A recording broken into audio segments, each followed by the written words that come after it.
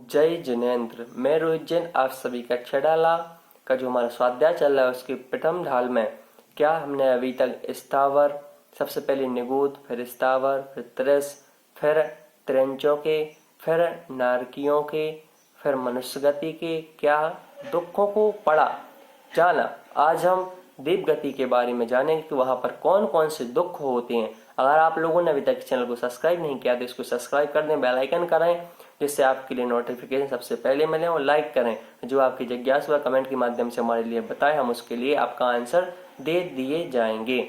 चलिए अब देखते हैं देव गति में भवनात्रय के दुख। भवनात्रय कौन कौन कहलाते हैं? तो भवनवासी, बेंतर और ज्योतिषी। और जो वैमानिक देव होते हैं वह कल्पातीत कहलाते हैं, लेकिन वह ऊपर रहते हैं। लेकिन अभी भवनात्रय के बारे में जाने, उनके दुख कौन कौन से होते हैं। भवनवासी, बेंतर और ज्योतिषियों के दुख कौन कौन से होते हैं उनके बारे में जानेंगे। आप लोग किताब निकाल लें और उसमें देखें छंद क्रमांक 15। कभी अकाम निर्जरा करें, भवनात्रक में सोर तन धरें, विषय चाहे दावानल दयो, मरत बिलाप करत दुख सहो। देखिए पंडित दौलत राम जी ने यहाँ पर बहुत अच्छे से वर्णन किया है कि उन नारकियों के, उन देव गति के देवों के, भवनात्र के, भवनवासी और बेंतरों के कैसे दुख होते हैं। तो कभी अकाम निर्जरा करें, मनुष्य गति में क्या हमने भूख प्यास आदि को सहन किया, अपने कसायों की मंदता रखी और थोड़े बहुत अच्छे कार्य किए, तो क्या हमारे लिए देवगति का बंध हुआ। तो देवगति में भी कौन सा बंध हुआ? क्या उन भवनात्रक में गए, भवनवासी बेंतर और ज्योतिषियों में हमारा क्या जन्म हुआ। भवनात्रक में सुर तन धरें, अर्थात कभी अकाम निर्जरा, कभी हमने क्या अकाम निर्जरा की, तो क्या भवनात्रक में अर्थात भवनवासी बेंतर ज्योतिषियों में क्या सुर तन धरें। सुर अर्थात देवों में, तन मतलब शरीर को, धरी मतलब धारण किया। और विषय चाहे दावानल दहो। ओहो क्या अच्छी बात कर दी यहाँ पर कि विषय चाहे, फिर भी उन पांचों इंद्रियों के विषयों की चाहे रूप, विषय चाहे उन पांचों इंद्रिय स्पर्श रसन ज्ञान चक्षु कर्ण, पांचों इंद्रियों के जो विषय भूत हैं अर्थात उनके कार्य, काम वासना के काम, क्या परिग्रह का कार्य, वह क्या उसकी चाह रखी। दावानल दयो, भयंकर अग्नि में जला, क्योंकि उन पांचों विषयों की जो दाह है जो है अग्नि के समान है, और उसमें क्या है पांचों के पांच जो बिंदुओं के विषय भूत उनमें क्या लगा रहा और जलता रहा। और क्या मरत बिलाप करत दुख सहो, अर्थात मरत मरते समय बिलाप करत रो रो कर दुखों को सहो, सहन किया। देवों में भी मरते मरते क्या, वैसे एक देव की आयु हम मानते हैं कि सौधर्मिंद की आयु कितनी होती है, एक सागर। उसका नियम है कि उसकी आयु क्या एक सागर होगी, और कम जो उसकी कम भी होती हैं लेकिन मिनिमम एक सागर ही होती है। और इसको आयुओं के बारे में अच्छे से तत्वाश्रुत का चतुर्थ अध्याय के बारे में इसको पढ़ें और बहुत अच्छे से समझें। देवों की आयु कैसे दुख होते हैं उसके लिए हम आगे की कक्षा में पढ़ेंगे। लेकिन यहाँ पर देवों को दुख कैसा होता है, जब देव के लास्ट 6 महीने बचते हैं आयु के, तो उनके एक गले में माला रहती है फूलों की, वह क्या धीरे धीरे मुरझाने लगती है। तो देवों को वह 6 महीने अत्यंत पीड़ा, इतनी पीड़ा होती है जिसका व्याख्या नहीं कर सकते। उसको लगता है अब तो मैं धीरे धीरे क्या मरता जा रहा हूं, अर्थात 6 महीने तक का हमारे लिए पता पड़ जाए कि 6 महीने हमारे लिए मरने वाले हैं, तो क्या करेंगे, बहुत ही दुख सहेंगे, बहुत बिल्कुल 24 घंटे एक न एक पीड़ा होती जाएगी। ऐसे ही उन देवों को क्या ऐसे दुख होते हैं।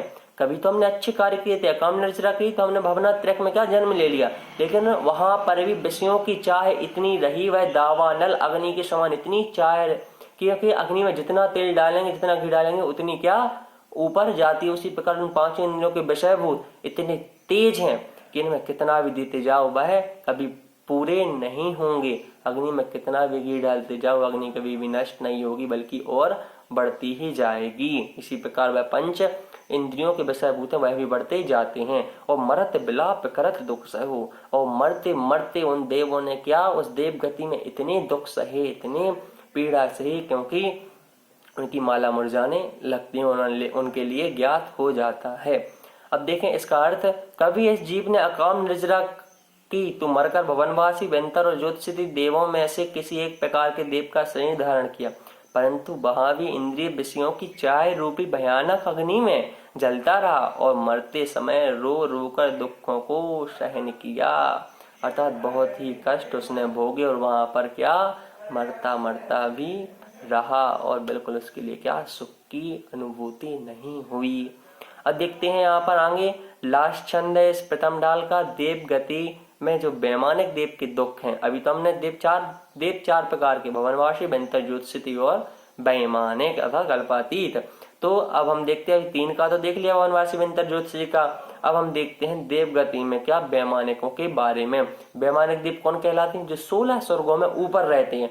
और जो भवनवासी, वेंतर, ज्योतिषी है वह कहाँ रहते हैं? वह जमीन के नीचे उनके बिल बने हुए हैं, वह ऊपर नहीं रहते। ऊपर जा सकते हैं लेकिन सीमित क्षेत्र था।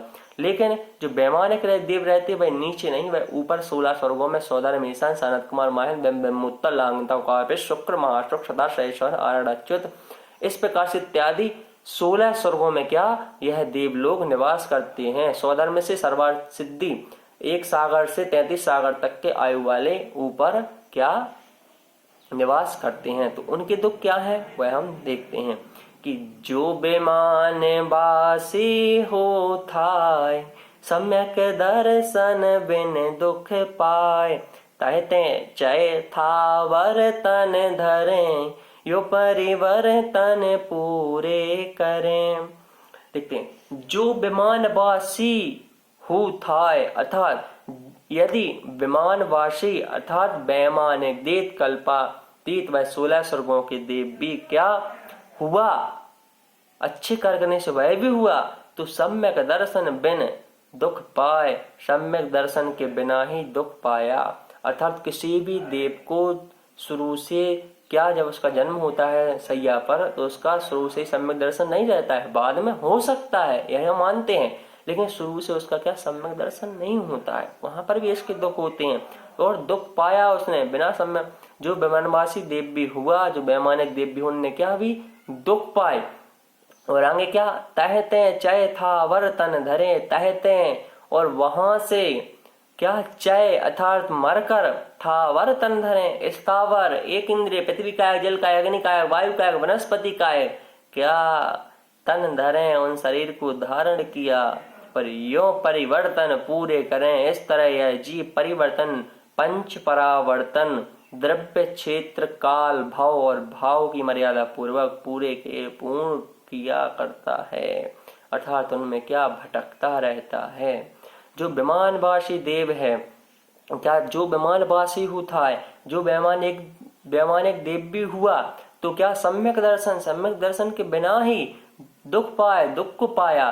कहते हैं चय था वर्तन धरे, और वहां से मरकर था वर्तन स्थावर जीवों को स्थावर जीव बना, यो परिवर्तन पूरे करें और दिव्य, क्षेत्र, काल, भाव और भाव की मर्यादा पूर्वक क्या उन्हीं गतियों में देव से त्रियंच, देव से मनुष्य, मनुष्य से नरक, इस प्रकार से वह क्या भटकता रहा। क्योंकि एक नियम है कि जो नारकी रहेगा वह डायरेक्ट मरकर क्या देव नहीं बन सकता, या तो वह त्रियंच बनेगा या मनुष्य बनेगा।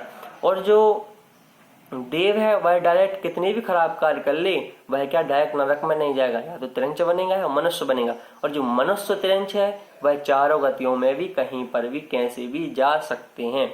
इस प्रकार से हमने देवों के बारे में आज जाना। अब हम और अच्छे से देवों के बारे में जान लेते हैं।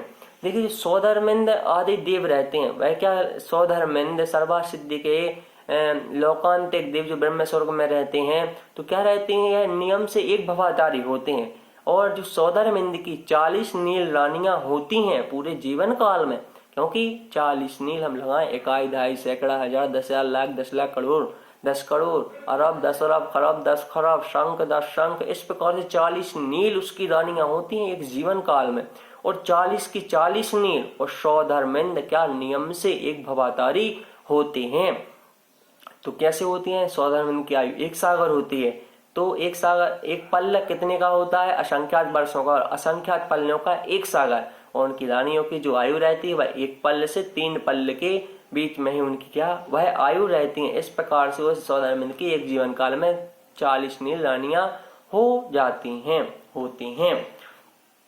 और कहते हैं जो देवों को दुख होते हैं उनके लिए बहुत दुख होते हैं, वह एक दूसरे से भी जलते हैं, लेकिन उनका सीमित क्षेत्र रहता है कि यह देव, जैसे कि मैं जयपुर में रहता हूँ तो मैं जयपुर से मुंबई जा सकता हूँ, लेकिन बॉम्बे से कहाँ नहीं जा सकता हूँ, पुणे नहीं जा सकता हूँ, क्योंकि हमारा चित्त कहाँ तक है, बॉम्बे तक ही है।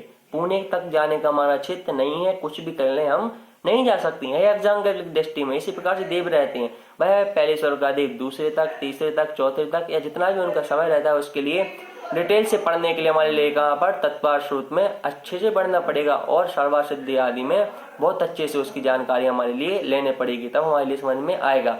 और जो देव रहते हैं वह क्या करते हैं, उनके लिए सबसे बड़ा कठिन कार्य रहता है जब उनकी लास्ट 6 महीने जब उनके बचते हैं तो उनकी क्या जो माला रहती है, फूलों की माला रहती है, वह क्या मुरझाने लगती है, और उनके लिए वहीं से असहनीय दुख प्रारंभ हो जाते हैं और वह सहन करते रहते हैं। इस प्रकार से देवों के बहुत ही अनेक प्रकार से और भी दुख हैं। आज के लिए बस इतना ही, सभी के लिए जय जिनेंद्र। आज हमारी प्रथम ढाल समाप्त हुई, कल से हम द्वितीय ढाल का क्या करेंगे, स्वाध्याय करेंगे, अर्थात उसके बारे में हम जानेंगे। अगर आप लोगों ने इस चैनल को सब्सक्राइब नहीं किया है तो उसको कर दें। अगर आपको कोई जिज्ञासा हो तो वह हमारे लिए कमेंट के माध्यम से आप प्रेषित करें, जिससे हम आपका उत्तर दे सकें। एक बार पुनः आप सभी के लिए जय जिनेंद्र। मैं आशा करता हूँ आप सभी लोगों के लिए समझ में आई होगी, और आप लोग अच्छे रहें, घर पर रहें, स्वस्थ रहें। पुनः जय जिनेंद्र।